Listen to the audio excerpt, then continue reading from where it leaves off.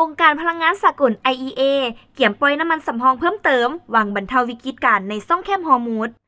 ข่าวต่างประเทศรายงานว่าองค์การพลังงานสากล IEA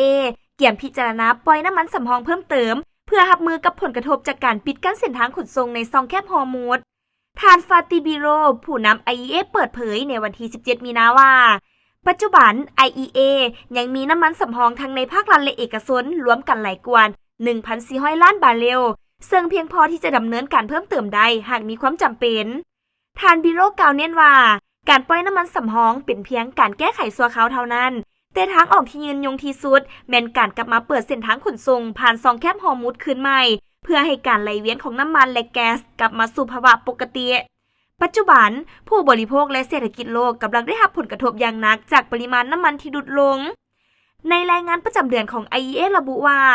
สงครามที่เริ่มขึ้นเมื่อวันที่ 28 กุมภาพันธ์มาได้สร้างความปั่นป่วนด้านการสนองน้ำมันครั้งใหญ่ที่สุดในประวัติศาสตร์ของตลาดโลกทานบิโรเชื่อว่าการปล่อยน้ำมันสำรองจะช่วยให้สถานการณ์สงบลงได้บางส่วนโดยมีหลายประเทศเช่นโคลอมเบียอินเดียสิงคโปร์ไทยและเวียดนามที่พร้อมจะให้การสนับสนุนในมาตรการปล่อยน้ำมันสำรองเพิ่มเติมในครั้งนี้